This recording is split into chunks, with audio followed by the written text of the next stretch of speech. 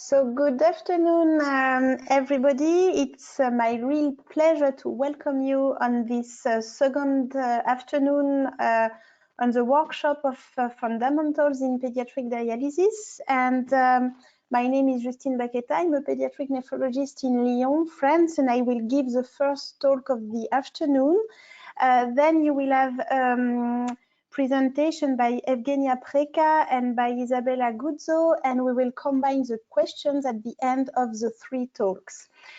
So I'm supposed to discuss with you this afternoon what are the relevant KPIs in physician and patients. Just yeah, okay. Do you still see my screen? Because I did some changes. I think it's okay. Okay, so we will begin by a poll. Which of the above KPI, and KPI for those of you who are not completely entering data in ERK yet, KPI are key performance indicators. So which of the above KPI would you consider as meaningful in pediatric dialysis? Growth, bicarbonate, phosphate, hemoglobin, and PTH. So you have 30 seconds, sorry.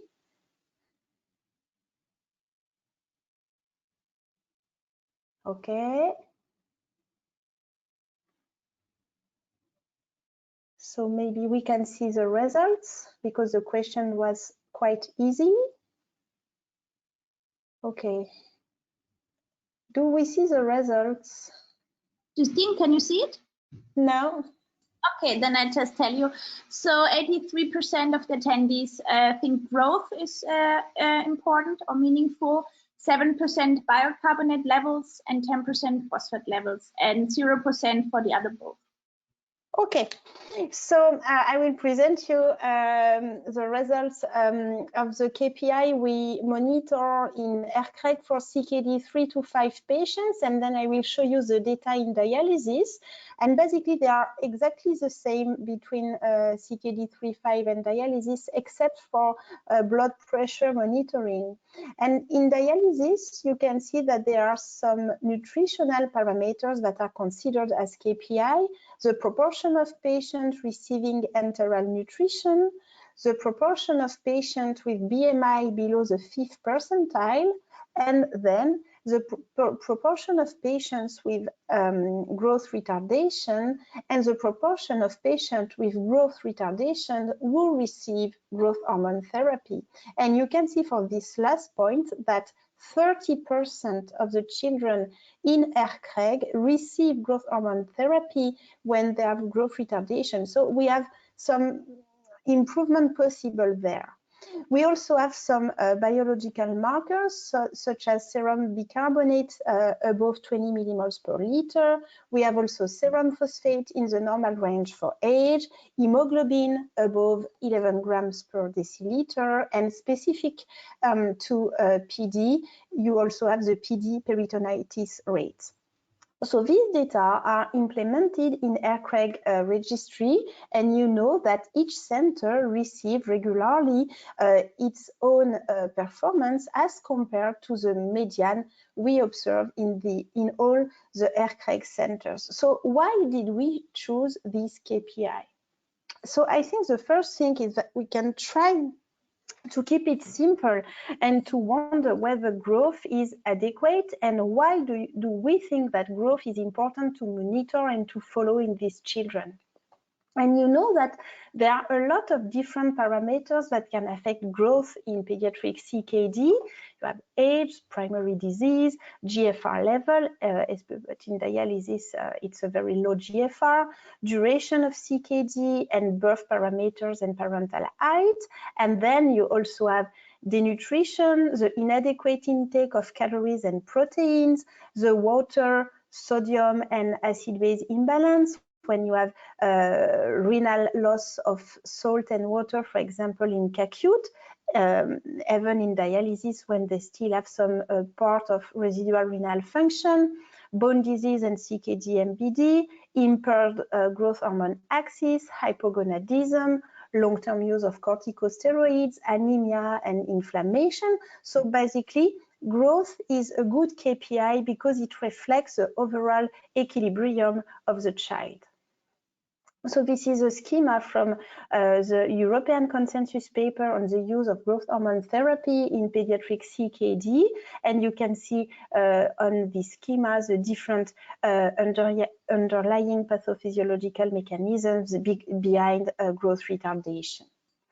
And just to show you that growth and standardized height are markers of global child morbidity in CKD, and this was nicely shown in the IPPN registry.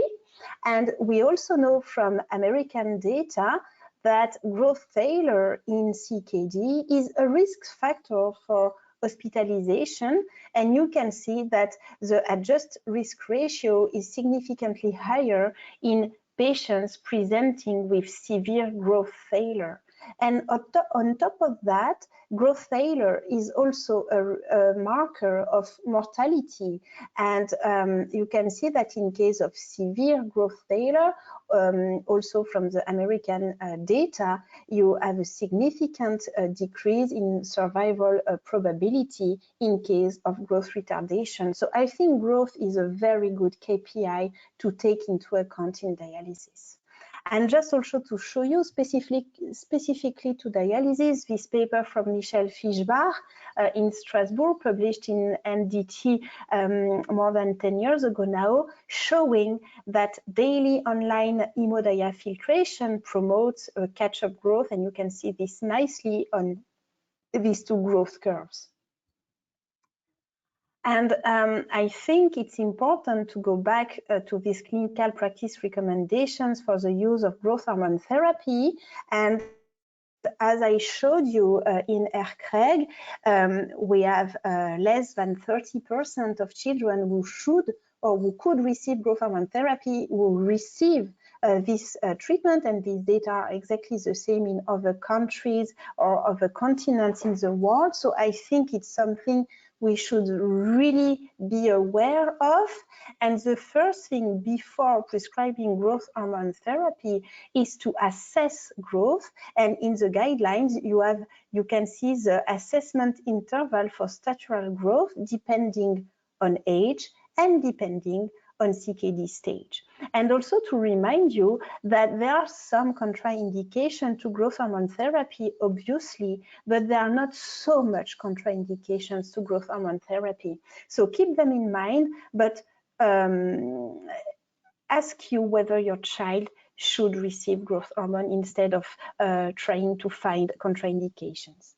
And also just to tell you that we have data from American studies and also from European cohorts showing that growth hormone therapy not only improves growth, but also improves bone mineralization in children, whatever the type of the underlying osteodystrophy.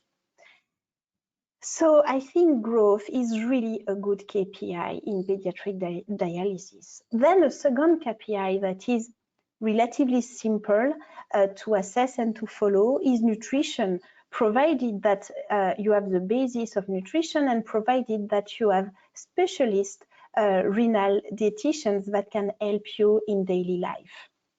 So you have some recent data from Christina Nelms and colleagues published in Pediatric Nephrology this year for the assessment of nutritional status in children with CKD from the Pediatric Renal Nutrition Task Force. And I think this is important because they delineate the frequency of follow-up for anthropometrical parameters and for nutritional assessment.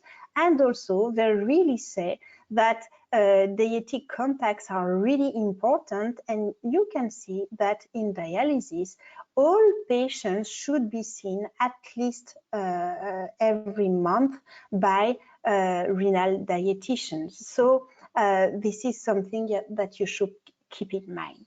So growth, nutrition, you may also have some other biological KPIs that may be quite simple, and I will discuss the one we have in ERK. So the first one is bicarbonate levels above 20 millimole per liter. And I just would like to show you some data showing the deleterious effects of acidosis on bone metabolism. And basically, these are very experimental data showing a stimulation of osteoclastic differentiation when pH decreases. So when there is acidosis, your PBMCs will do more osteoclasts, so more resorbing bone cells. And in the same time, you will inhibit osteoblastic differentiation in acidotic milieu.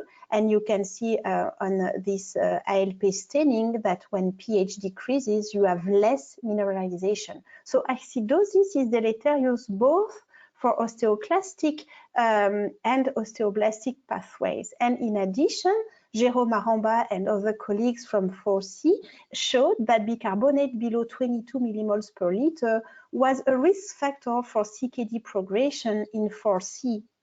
And more recently, we have some data from the American CKD cohort that were published last year, showing that indeed, with a threshold of 22 millimole per liter, if you have acidosis, you will increase your proportion of patients reaching end-stage kidney disease. But even more interestingly, if patients are treated, you can reverse the thing and you can stabilize things. So I think it's really important to try to get bicarbonate above 22 millimole per liter in these children. And keep also in mind that only 36% of patients with acidosis in CKD received bicarbonate supplementation in the cohort.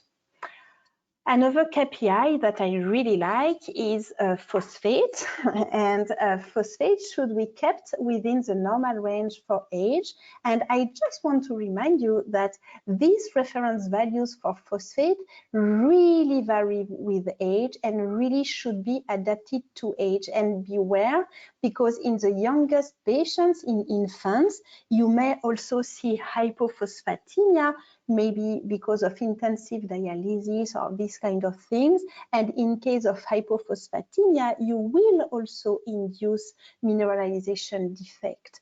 In hyperphosphatemia, you will induce vascular calcifications, but in case of hypophosphatemia, you may be deleterious as well.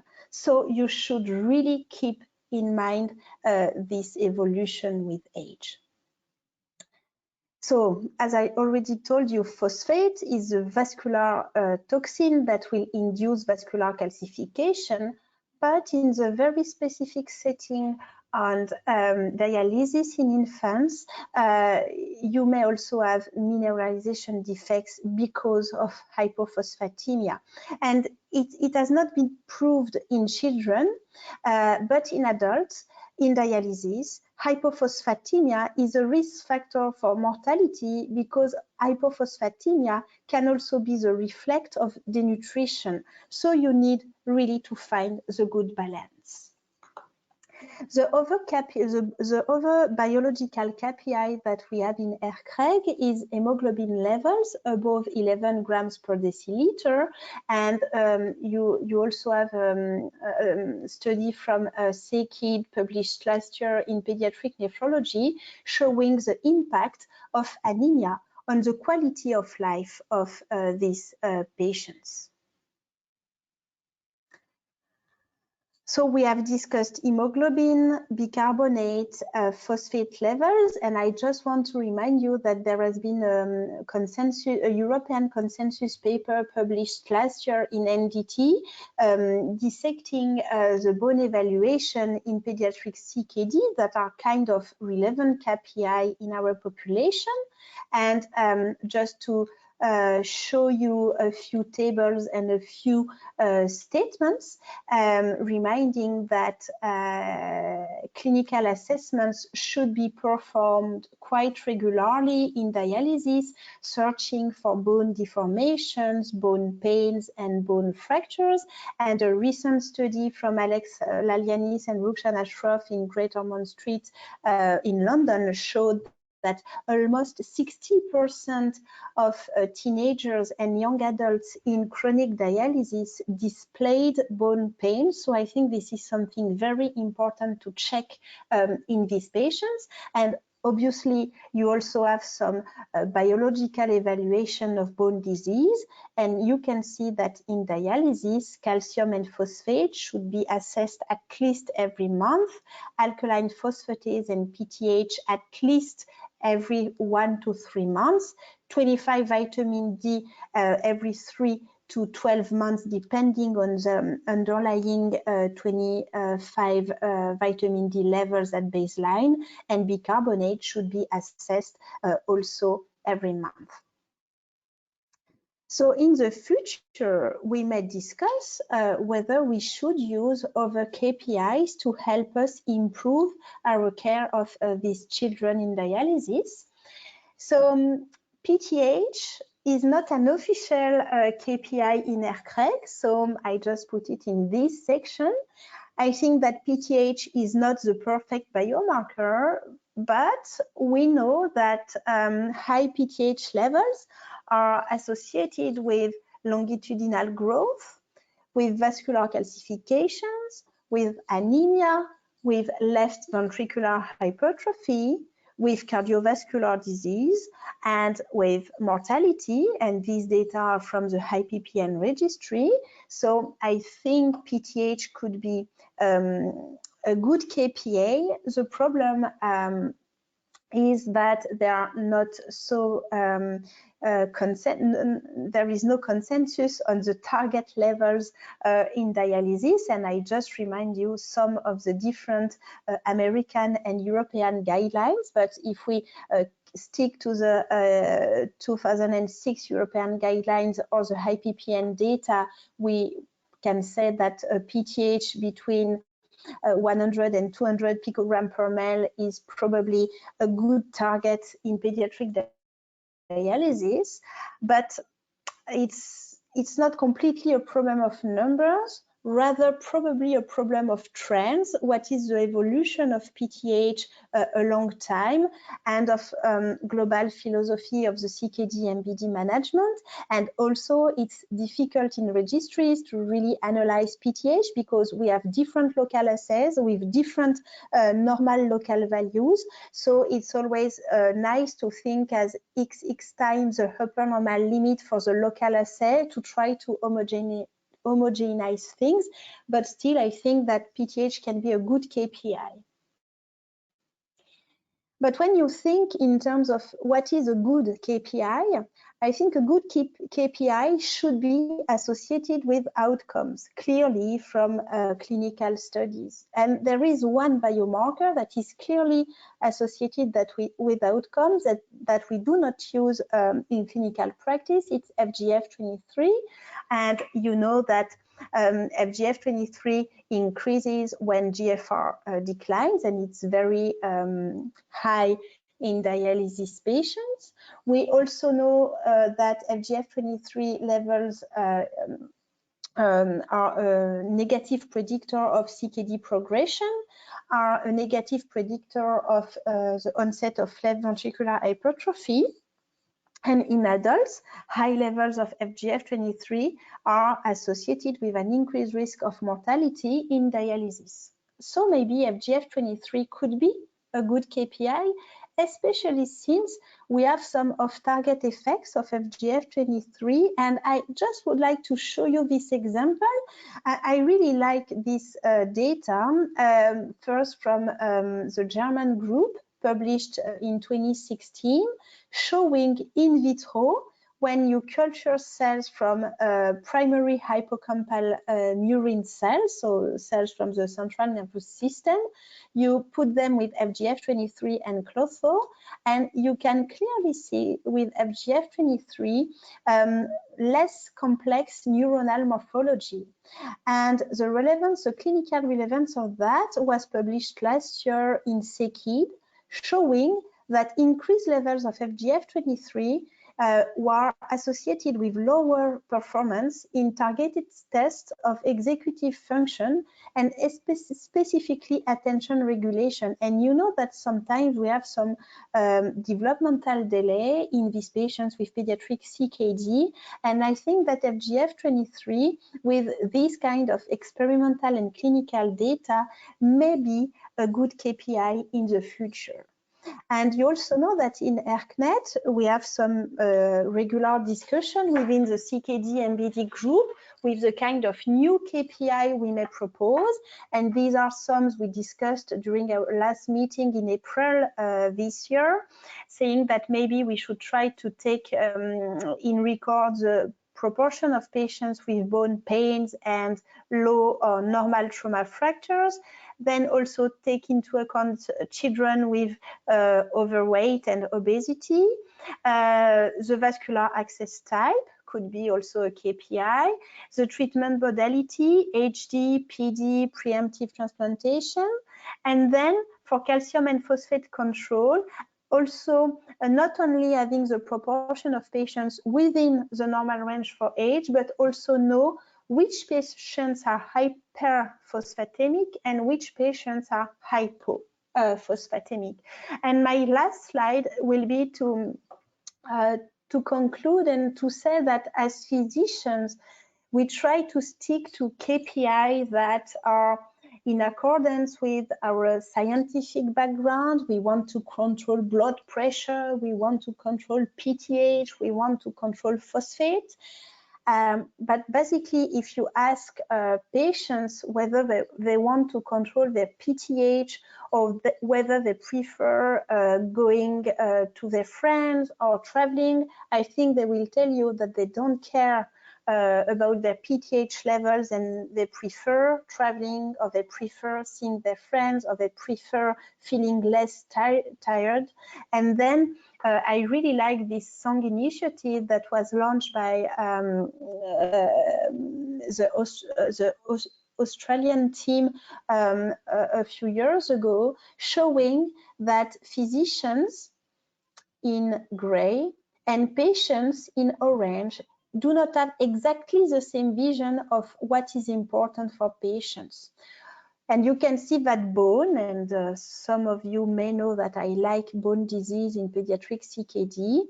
You can see that physicians think that is important, but not that much. But patients do not think it's important at all. So you see that we have different views on KPIs depending on our position. And maybe in the future, we may also integrate the KPI proposed by patients, and it's already the case in ERKnet and in ERKreg, because we have EPAGs who participate to our meetings. But in the future, we may dissect these kind of things a little bit more and see things a little bit differently.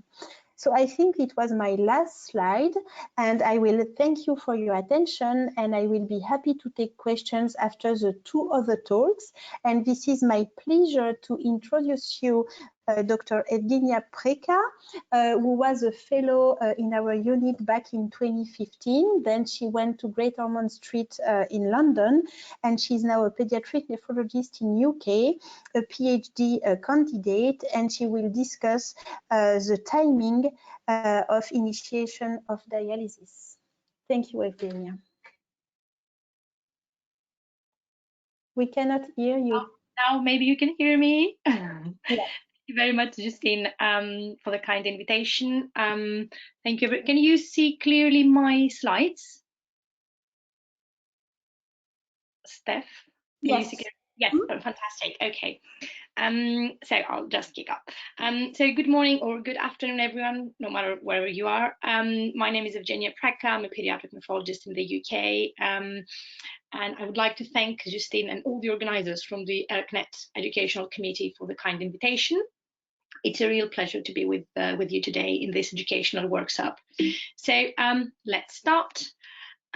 First of all, I have no conflict of interest, and I dedicate entirely my presentation to all my patients and their families that they have come to my office in the outpatient clinic asking if they should start dialysis, worried about that, having stress if it's too soon, or having stress of postponing it, etc., etc. So what's the best time to start chronic dialysis during the course of CKD stage 5? This is a very controversial thing still in children. Should it be when the glomerular filtration rate falls between a defined level, or should it be based on symptomatology? More importantly, is there evidence that quality of life, mobility and mortality benefits from starting earlier or later in the course of CKD stage 5? Sometimes the answer is very clear. For example, you have a development of declining urine output and fluid-related hypertension or uncontrolled biochemistry.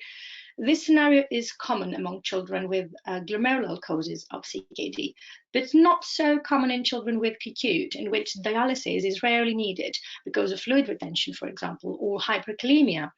And with good nutrition and medication, you can really reduce the necessity for dialysis, and you can even postpone it for years. When should children be considered to start dialysis then? The European Committee for Elective PD in Children recommended dialysis initiation when the eGFR drops to 10 to 15. Thereafter, all recommendations came from adult studies. In 2006, the Kidney Disease Outcomes Quality Initiative, (DOQI), suggested that dialysis should be considered when eGFR falls to below 14 and recommended dialysis when eGFR falls further to below 8. In 2014, our Canadian colleagues mentioned that the estimated eGFR below 15 should suggest close monitoring and initiation of dialysis when the eGFR drops further to 6 or less should be started depending on clinical indications. The updated 2015 DOQI for hemodialysis adequacy emphasizes that symptoms and signs associated with CKD complications, rather than a specific eGFR, should guide the decision to start dialysis. In 2018, the UK National Institute for Health and Care Excellence suggested that dialysis should be considered when there are uncontrollable uremic symptoms, biochemical abnormalities, or fluid overload, or an estimated eGFR for initiation of dialysis between 5 and 7 if you have no other symptoms. Finally, GDIGO in 2019 states that there is no specific eGFR for initiation of dialysis in the absence of symptoms, and that the current data do not support preemptive dialysis initiation. So what finally are our colleagues doing all around the globe with their children? There is a variation in approach, both between and within countries. More precisely, the most recent pediatric registry data published in 2019 showed that the median eGFR in the USA, Canada, and Europe is around 8. But the range is wide, as you can see, from less than 6 to over 10.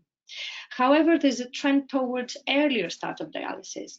The USA registry data, which included more than 15,000 patients, found that the percentage of children starting dialysis with an eGFR above 10 increased significantly from 16.6% in 1995, as you can see here, up to more than 40% in 2015. That's the publication from Unique and colleagues. So I have a quick question for you. According to the only RCT in adults that you might be aware of, and the 3 largest pediatric registry of observational studies, what is the main conclusion regarding the optimal time to start maintenance dialysis? The earlier the better, the later the better. There's no real evidence supporting benefit from early initiation. However, decisions in children should be made on a case-by-case basis. Or there's no evidence supporting benefit from early initiation. However, when eGFR is between 5 and 7, dialysis should always be initiated. Let's give 2-3 seconds for that. Thank you, Steph.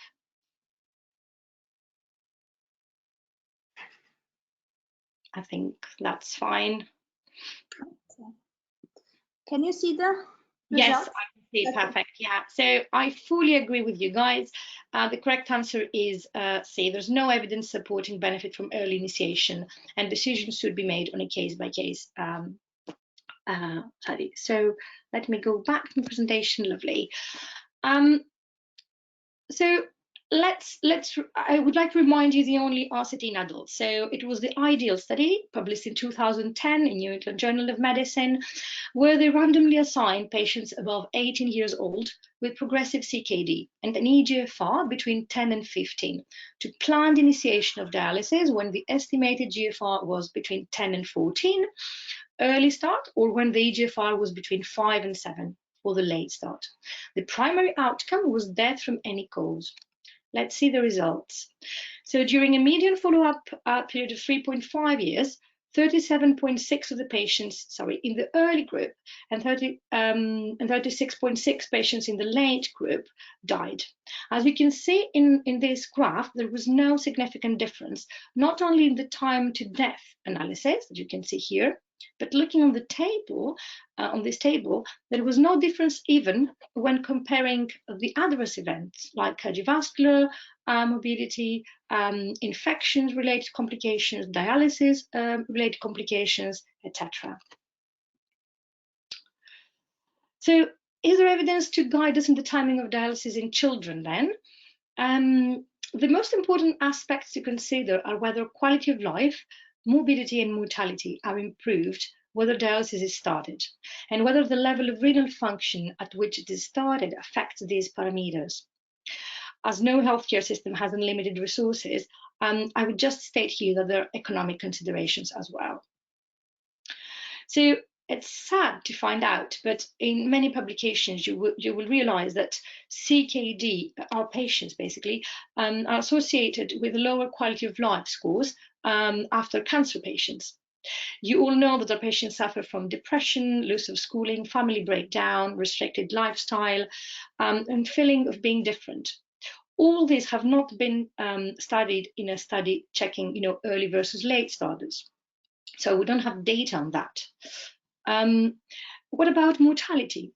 There have been 3 large observational pediatric retrospective cohorts, 2 from USA registry data and 1 from the ESPN ERA registry data that I'm going to show you here. So starting with the first USA registry data, the study from Okuda and colleagues, they studied almost 10,000 incident dialysis patients aged between 1 and 17 years old, between 1995 and 2016. eGFR at dialysis start, as you can see in this graph, was positively associated with mortality risk. Specifically, mortality risk was increased across higher eGFR groups.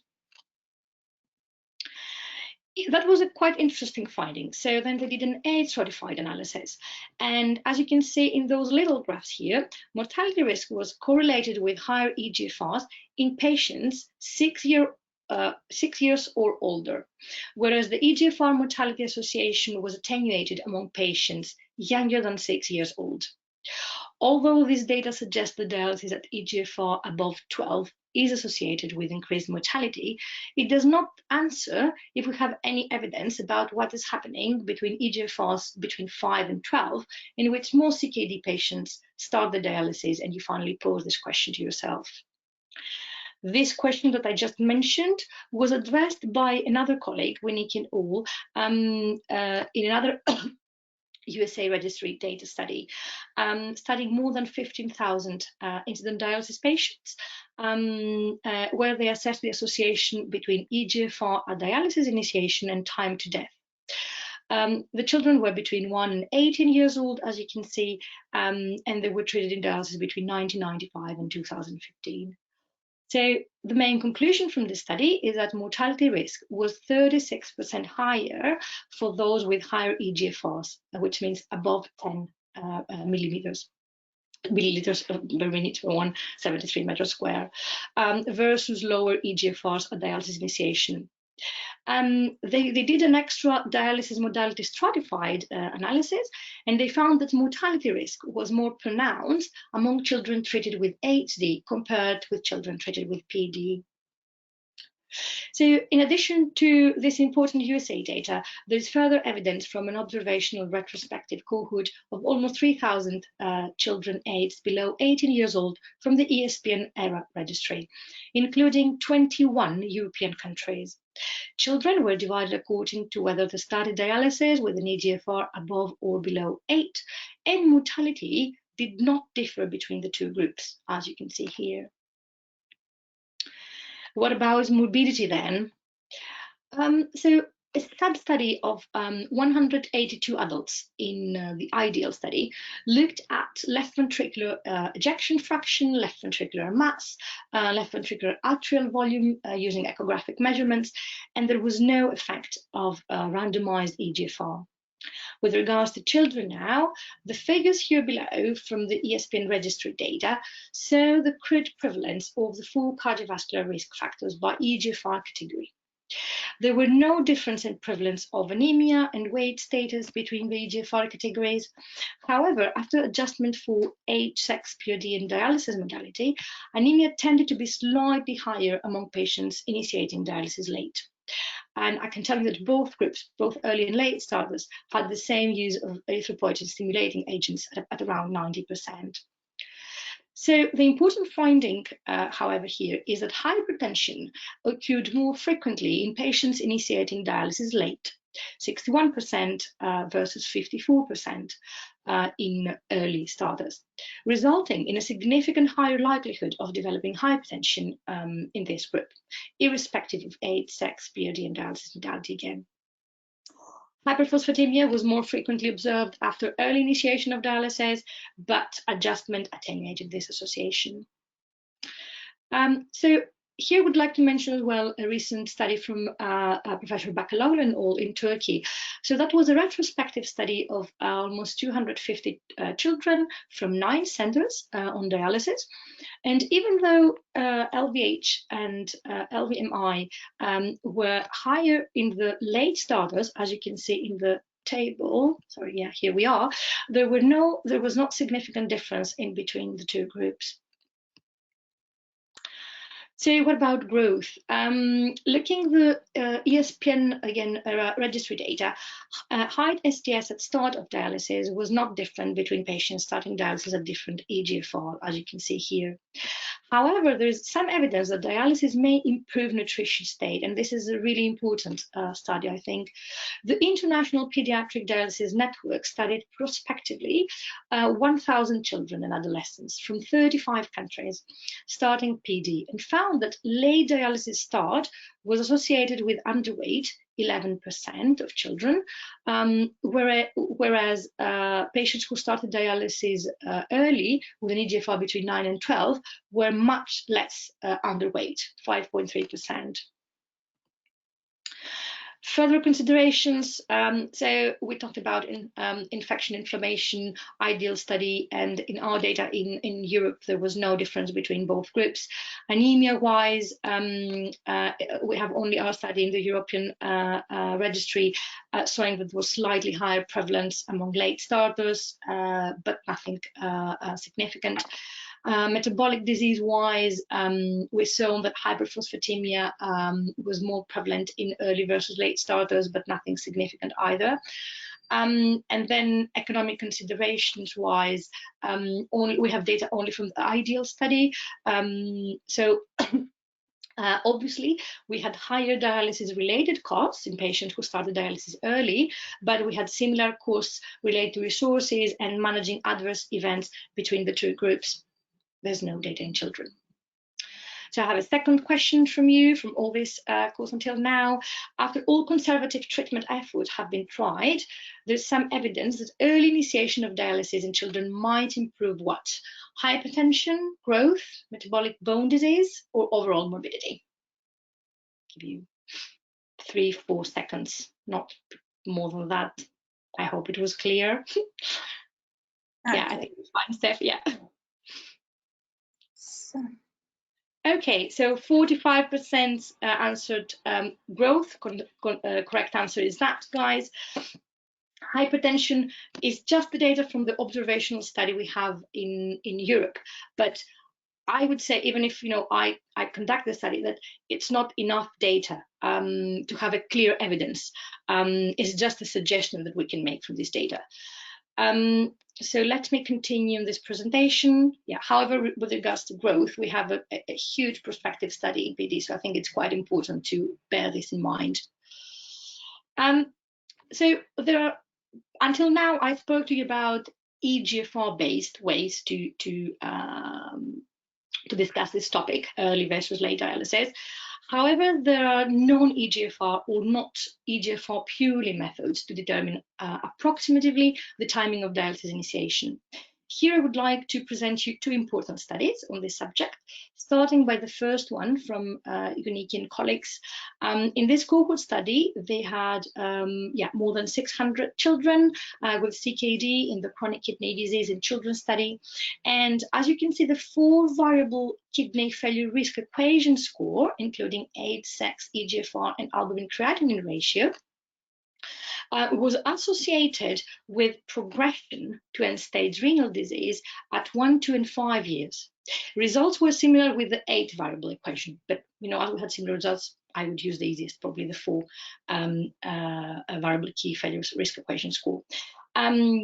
The cohort was further divided into risk groups based on the 2-year 8-variable KFRE score. And as depicted in figure 2, the estimated proportion of participants who finally developed end-stage renal disease closely matched the observed proportion who progressed to end-stage renal disease at 2 years in all risk groups. I think this is really important to bear in mind. Then another study from Forth and colleagues tried to estimate the time to end-stage renal disease in CK children as well. And this is an important study taking patients from both big trials, the CKD and the ESCAPE trial. The main outcome was the time to kidney replacement therapy, 50% reduction of EGFR or EGFR below 15. In this little graph, you can see that they divide the patients in risk groups, and this cell coloring in the boxes here defines the final 6 GFR proteinuria risk stages. So we start with the dark green, A, which was the lowest risk group, and we go to red, which is the highest risk group. So the main conclusion from the study were that combination of EGFR, proteinuria, and CKD diagnosis was more informative for assessing the risk of disease progression in pediatric CKD patients rather than GFR alone. And here I use this graph from the paper because it has the parametric and non-parametric survival curves for the 6 risk stages, A to F modeling, from study enrollment baseline to composite clinical event, stratified by CKD diagnosis, which means glomerular and non-glomerular causes. And you can see that at any given risk stage, glomerular children were estimated to have a 43% shorter time to event than those with non-glomerular CKD. This is another thing to bear in mind as well. So the main conclusions, following the only RCT we have until now, and it's dating 11 years now, there's no clinical benefit of starting dialysis early. This is the ideal study. In children, higher EGFRs at dialysis therapy initiation were associated with higher risk for mortality, except in patients below 6 years old. And this is taken from the USA registry data. There was no association between timing of dialysis initiation and mortality or growth. Hypertension was more prevalent in late starters, using the conclusions from our data in Europe. So special attention should be given in preventions of cardiovascular disease in this patient who were opting for conservative treatment.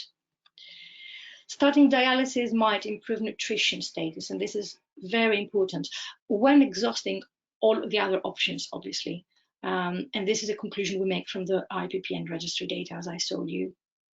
My recommendation to you guys is that using EGFR as the primary guide for when to start dialysis is a strategy that should be abandoned, if not abandoned yet.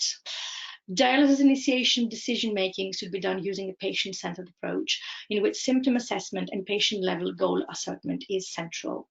A reasonable approach would be to defer initiation of dialysis in asymptomatic individuals. So if somebody is quite well controlled, biochemically-wise, he is growing and he's happy, I wouldn't touch him. I wouldn't put him on dialysis.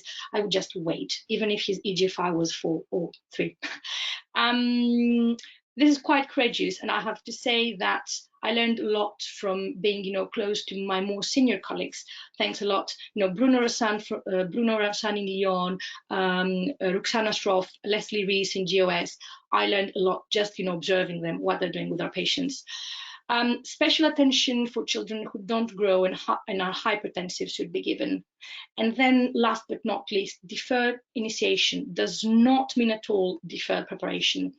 Early discussion regarding medical and psychosocial preparation for the initiation of dialysis should not be delayed, like placement of dialysis access, modality selection, advanced care planning, assistance with home therapies, etc. Equations that predict time to end-stage kidney disease could be a helpful tool in that. So have a look on those 2 papers. Thank you very much for attending today. The optimal time for starting dialysis should be discussed case by case, and I'm more than happy to take questions at the end or by email if we don't have enough time. Thank you so much, Evgenia, for this really clear talk. I'm sure you will have maybe not so much questions because it was so clear.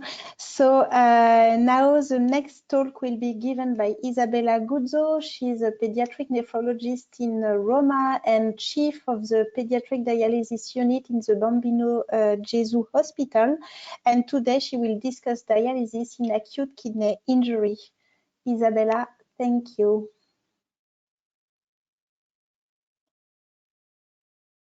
Thank you, Justine, for your presentation, and thank you for inviting me today. I believe you can't see my screen at the moment. No, Yes. we can. Okay. So we see the browser. Mm-hmm. Perfect.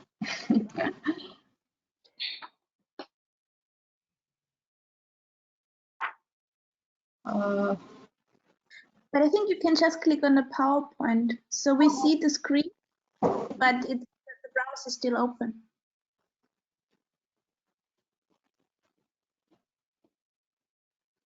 Accepting now.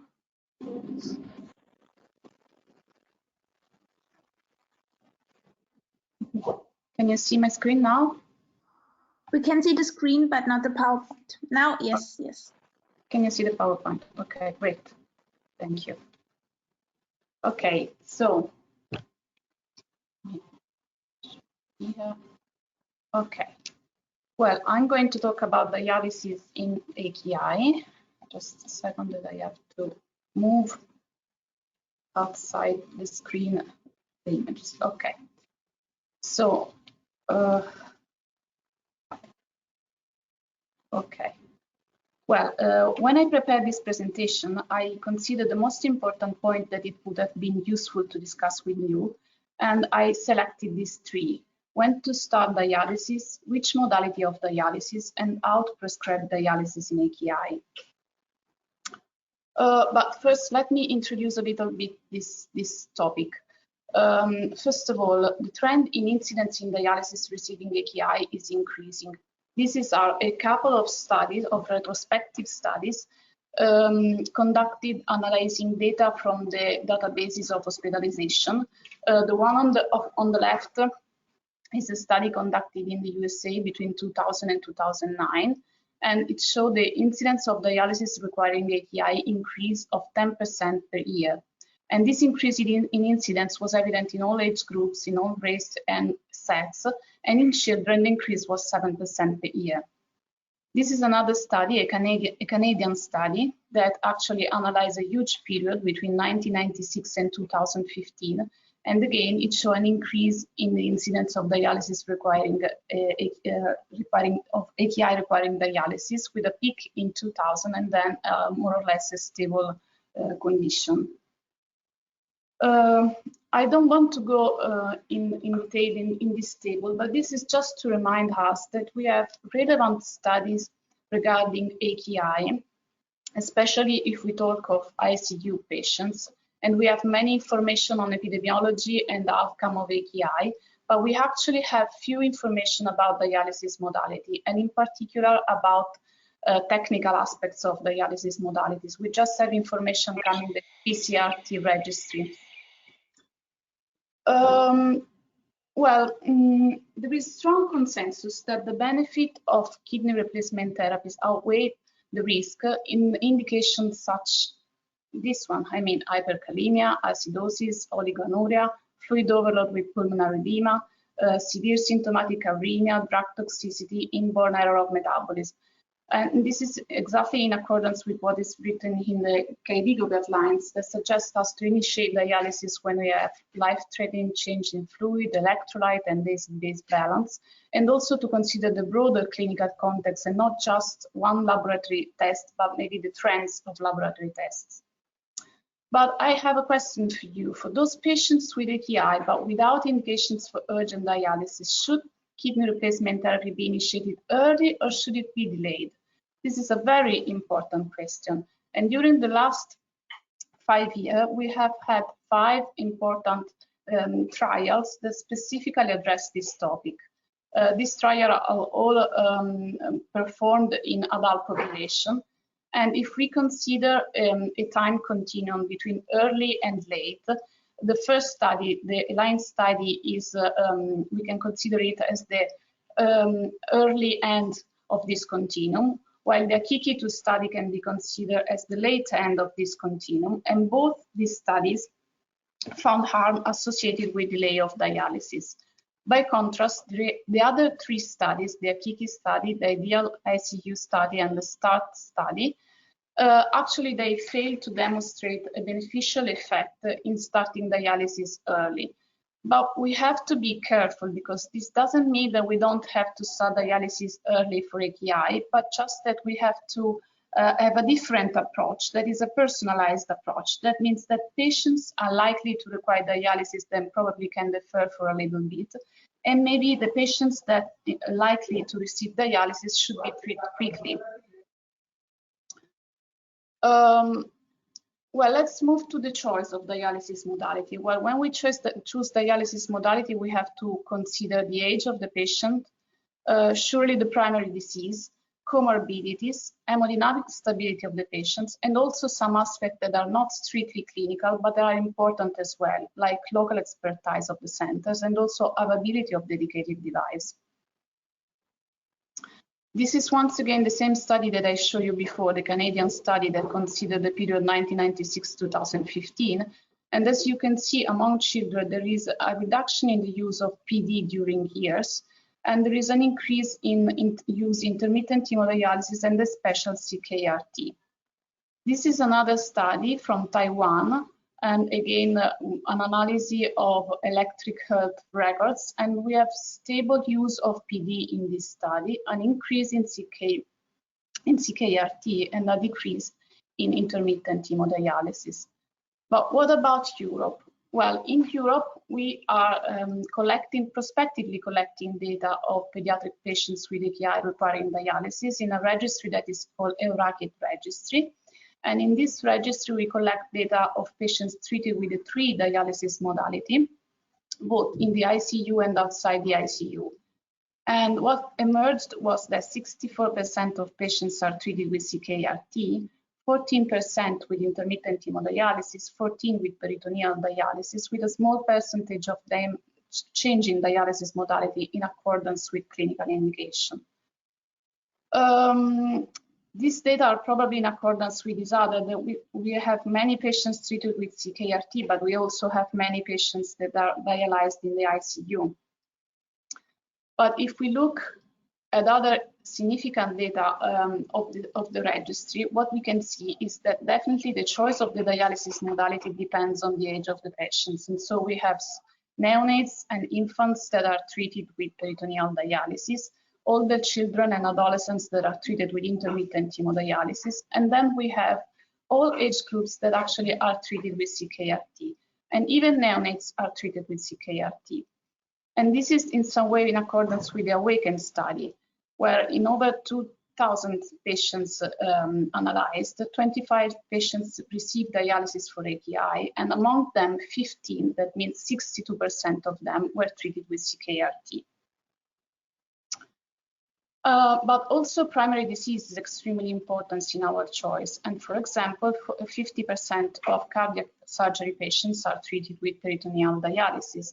Instead, hematologic and septic patients that more frequently are hemodynamically unstable are treated with CKRT, and renal patients are treated with the 3 dialysis modality.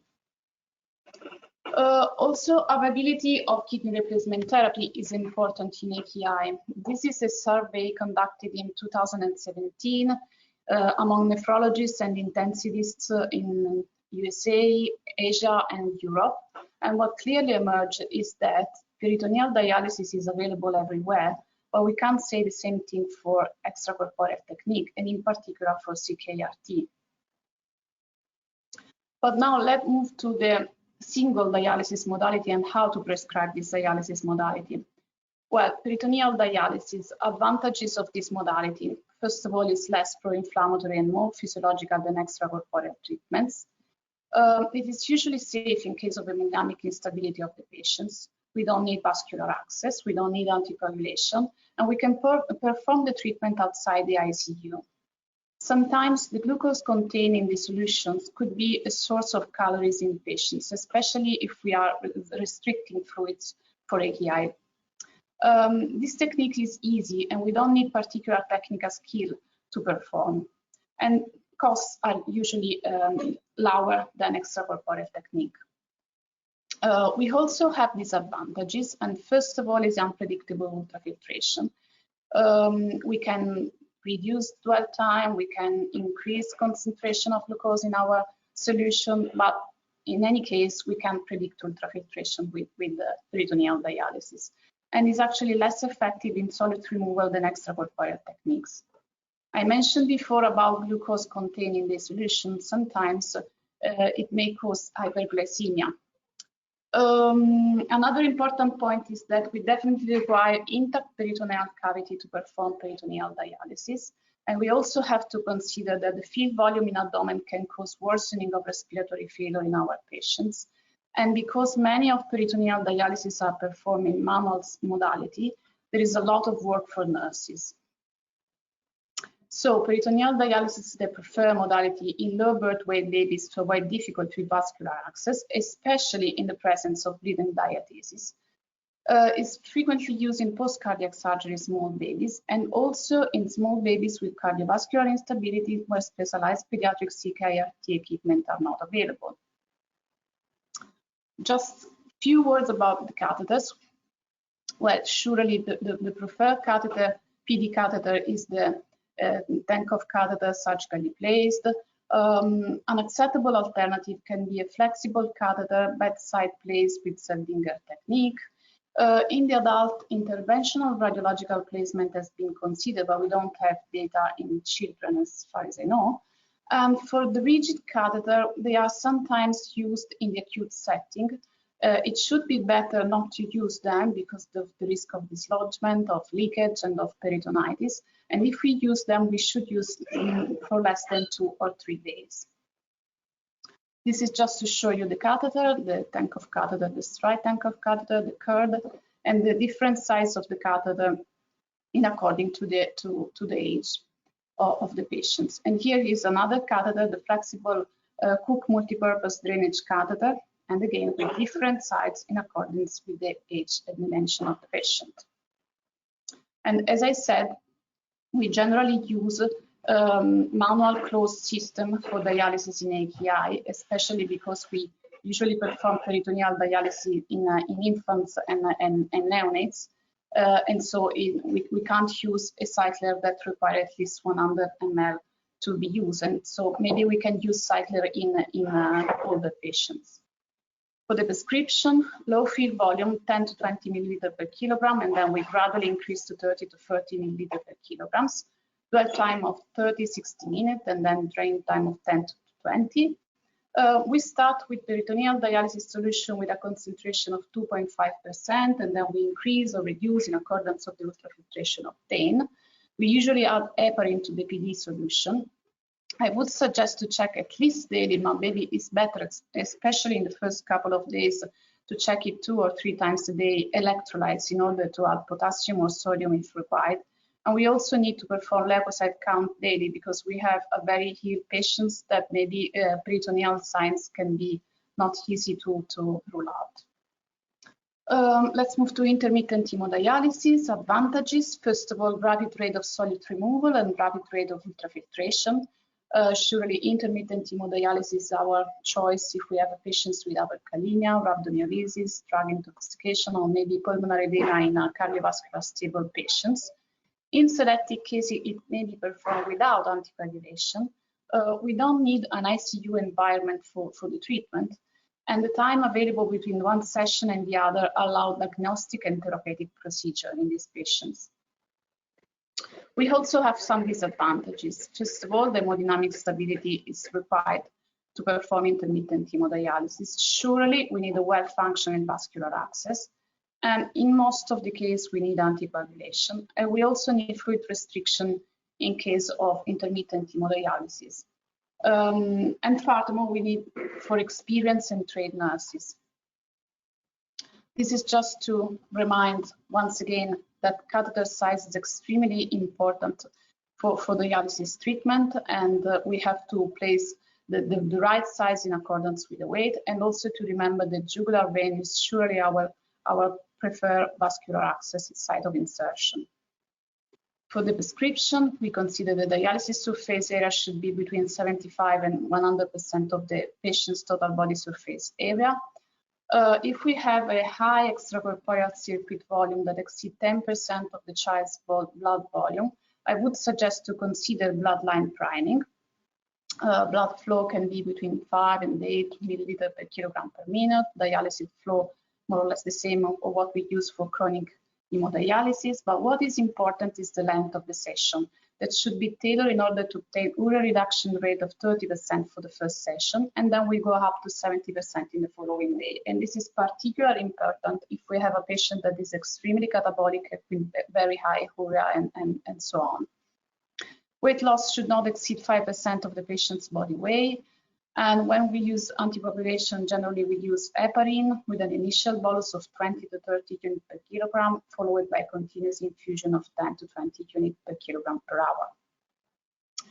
And then finally, CKRT, we have advantages for this modality that first of all are that we can use this technique in hemodynamic unstable patients. The treatment is continuous on 24 hours, and so allow correction of electrolyte and acidosis and allows solute removal. And mostly it allows gradual fluid removal. This is extremely important for critically ill patients that require parenteral nutrition, drugs, blood products, and so on. And the treatment can be individualized to specific clinical condition. We also have some disadvantages. That are, first of all, that the ICU environment is requirement for this treatment. Vascular access, once again, a well-functioning vascular access is necessary. We need an anticoagulation 24 hours a day. We definitely need an experienced and trained nurses for the treatment, and it could be challenging in neonates and small infants, and surely costs that are higher than the other techniques. For the prescription, once again, consider bloodline priming if we have extracorporeal circuit volume that is high. Blood flow, again, in accordance with the weight of the patients. And dialysate or replacement flow to the liver at the dose of 2 liters per hour per 1.73 meters square. And add the ultrafiltration only when the patient is stable. So maybe start with dialysis, wait some minutes, take a look to the patient, see if he's stable, and then you start the ultrafiltration. And I would suggest to prefer citrate anticoagulation whenever it's possible. This is just to give you an idea of what I want to say when I explain to you that prescriptions should be individualized. Well, here we have 3 different situations. We have patients stable, in which we can use the same dialysis dose all over the days. of dialysis treatment. Then we have another patient who started dialysis for pneumonia and for oliguria, and then he became catabolic, and so we may need to increase dialysis dose. And maybe after another day, the patients improve, and so maybe we can go down with the dose and so on. And this is another type of patients. It's a patient who started dialysis because of fluid overload, with a urine output that is actually good. We don't need a very high dialysis dose in these patients, and we can start with a low dialysis dose.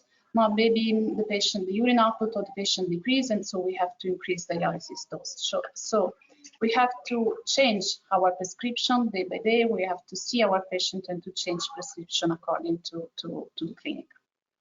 I mentioned before that the treatment could be challenging in infants and neonates. This is the HF20 circuit that we use for infant in the Prismaflex system. And these are the devices that are used for neonates, the Carpe Diem, the Nidus, and the Aquadex machine. And just a quick mention to the hemofilters that we use in CKRT, in different system of CKRT. In particular, to show you the surface area that is important, and in particular the priming volume. And the last three are those that we use with the Carpe Diem system.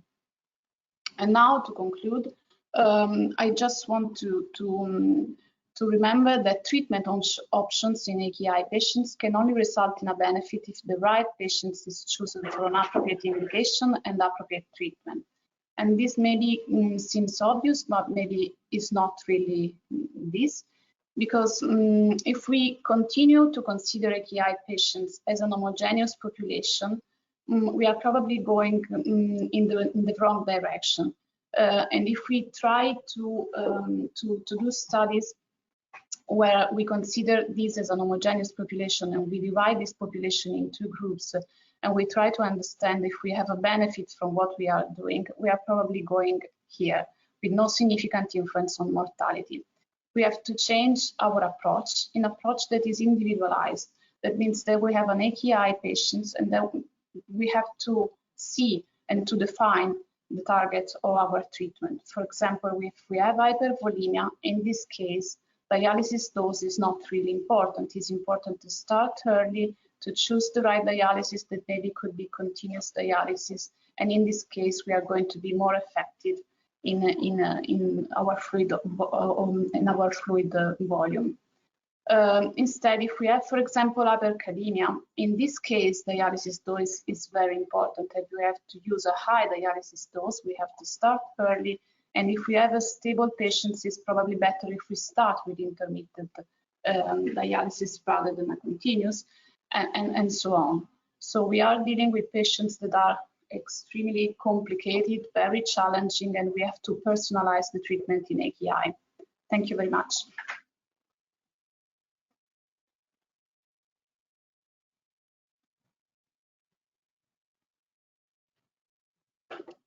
I can't hear you, Justin.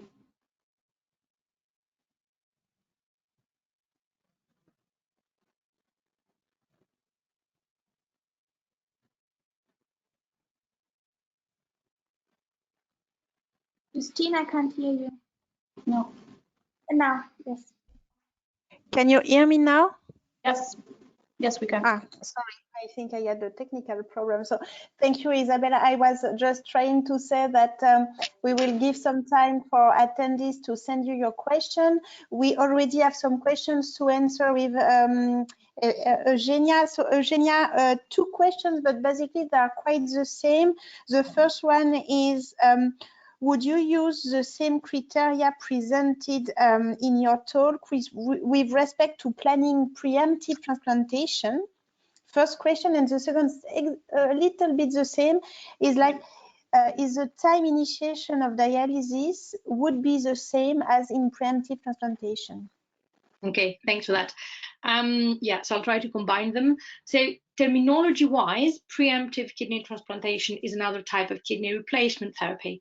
However, as a clinician, I bear in mind two main things about my strategy. So The first thing is that preemptive transplantation has much better long-term outcomes for graft and patient survival compared to a kidney transplant in somebody that was under dialysis for a long time.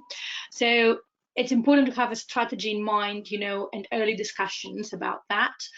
And apart from primary hyperoxaluria patients that they might have, you know, different eGFRs based on the strategy we're following to transplant them, I would not transplant a patient really early, like, you know, CKD3 or early CKD4. I would try to, there's no predefined level to give you, like, you know, a cold answer, but I would try to do it just before end stage renal disease. Really. So maybe let's say border CKD4, beginning of CKD5. And here comes the importance of the equations I showed you, because you can use ones to start early your workup, plan early, you know, all these things, prepare psychologically and practically while your patient. In my practice, in GLOM patients, I try to start these discussions early enough, maybe let's say at about CKD stage 3. But if I have a acute patient, I wait a little bit longer, except if the patients or the families want answers more quickly. I don't know if this answered your question, guys, or if you want something more precise. Okay, but thank you. Yes, we take under consideration all these biochemical markers, the things I just mentioned to you, etc., and how the patients feel about it. Okay, thank you so much, Eugenia. So, Isabella, there is a question for you. I can't hear you very well. I mean, what's okay? I think my computer is going completely crazy. Can you hear me better now? yes. Yeah, sorry for that. So, Isabella, there is a question for you. Would you recommend isonatremic dialysis? Would you recommend? Isonatremic dialysis, like which concentrations of sodium would you recommend in the dialysate in acute kidney setting? Okay. Are we talking of a particular dialysis modality, or are we just talking about full dialysis? I don't know. Okay. Okay. No. I mean, it depends on the sodium of the patient, could be the answer. If we are talking about peritoneal dialysis, we are usually between 132, 134 of sodium in our solution.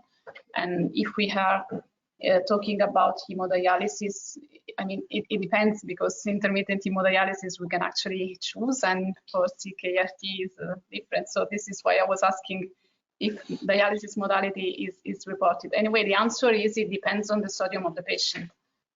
Yeah, okay, thank you. And the other question for you is, in case of tumor lysis syndrome, would you recommend continuous RRT or hemodialysis? This is a very good answer, very good question. I mean, the point is that it depends again on the patients, because you are surely going to be more effective with intermittent hemodialysis, but as I can imagine, this could be a patient that is very sick, that maybe is unstable, and that maybe has some other problems. And so it depends on this. You are more effective with intermittent hemodialysis, but if the patient is hemodynamic unstable and have many other problems, are going to a CKRT. Okay, thank you. So we still have 2 minutes for answer questions. So there were three main questions for my talk. So the first question was whether we could use phosphate binders in children. And in fact, it was not the topic of the talk, but yes, you can use phosphate binders in children and as opposed to adults. And it's clearly written in the KDIGO, you can use calcium-based binders and non-calcium-based binders, and especially sevelamer carbonate.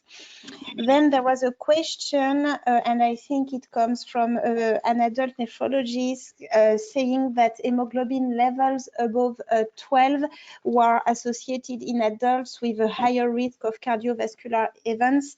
And did we have similar data in children? So the question is, unfortunately not. We do not have data. It's true that there are data from the IPPN registry showing better outcomes when hemoglobin levels are above 11, but it's true that we do not have data for highest hemoglobin levels. So you were asking what is the safe upper level of hemoglobin I would recommend in dialysis. I would not recommend a safe upper level. I would, but I think I would not go above 13 for sure. But it's opinion based and not guidelines based.